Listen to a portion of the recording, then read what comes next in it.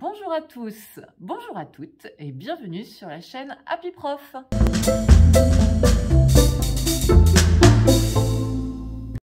Je suis Valérie Renaudot. Et je suis Stéphanie Chauvel. Nous sommes toutes les deux professeurs et formatrices académiques. Alors aujourd'hui, aujourd'hui, on va continuer d'alimenter nos épisodes sur les consignes avec un épisode numéro 3 sur la rédaction des consignes. Alors c'est parti. Comment? Quelques éléments clés pour vous aider à rédiger de bonnes consignes. Tout d'abord, il faut signaler que les consignes sont propres aux travaux proposés et aux objectifs d'apprentissage liés à ces travaux, donc c'est vraiment propre à la discipline. Alors par contre, on est bien d'accord, il n'existe pas de consigne parfaite. Toutefois, certaines généralités sont à considérer pour qu'elles soient la plus adaptée possible aux élèves et à la situation d'apprentissage.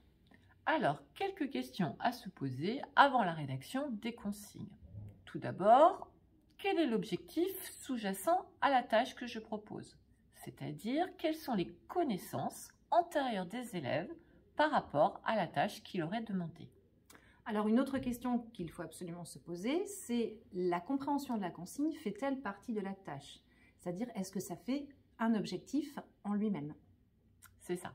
La présentation de la réponse doit-elle respecter une forme précise? Est-ce que vous attendez un type de texte, un certain ordre de réponse, un support particulier, une rédaction particulière? Une autre question, est-il nécessaire de décomposer la consigne en différentes étapes? Et quels sont les critères d'évaluation de la tâche, c'est-à-dire quand et comment allez-vous présenter cette consigne aux élèves? Donc, à l'écrit, la consigne va constituer une trace auquel l'apprenant va pouvoir se référer à tout moment. Elles peuvent être en outre explicitées oralement ou bien reformulées ou d'ailleurs reformulées par un élève.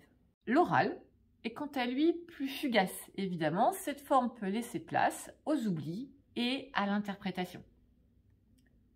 Alors, Val, une bonne consigne, c'est quoi? C'est quoi? Alors, on s'appuie, on n'a pas la prétention de détenir la vérité, on s'appuie sur les travaux de Salaboura et de Proux.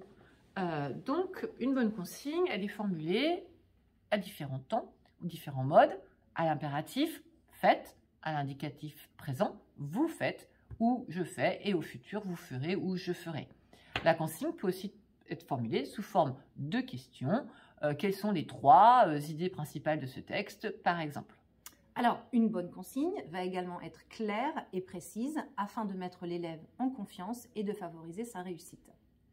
Elle est directive pour que l'apprenant sache exactement ce qu'il doit faire tout en ne suggérant pas la réponse ou le résultat, évidemment. La bonne consigne est une consigne ouverte qui va permettre à l'élève une certaine liberté de choix dans les stratégies d'exécution qu'il va adopter. Cependant, elle est restrictive, ça fait beaucoup de conditions, on est bien d'accord, dans le sens où elle mobilise des connaissances précises chez l'apprenant. Ensuite, une bonne consigne doit être adaptée aux différents styles d'apprentissage des élèves. On peut donc dire qu'elle doit être différenciée. C'est ça, et elle est explicite dans le sens où l'élève doit être capable de faire des liens entre l'intention du travail donné et les objectifs d'apprentissage. Alors, qu'est-ce qu'on doit retenir de tout ça, Val?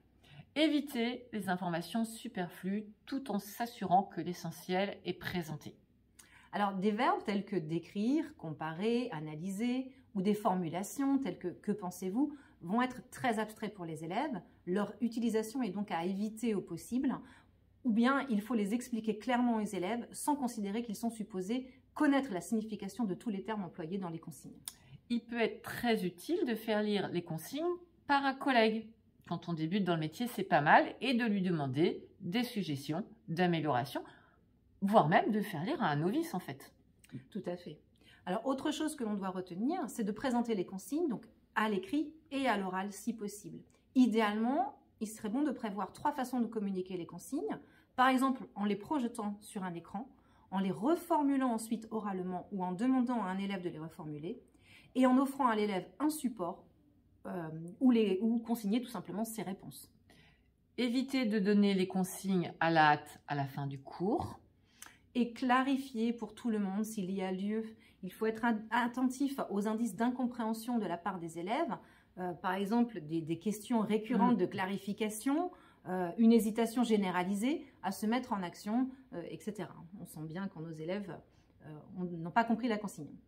Cette vidéo est maintenant terminée. N'hésitez pas à liker nos vidéos, à nous laisser des commentaires, à nous faire des suggestions de vidéos. Merci et à très vite sur Happy Prof.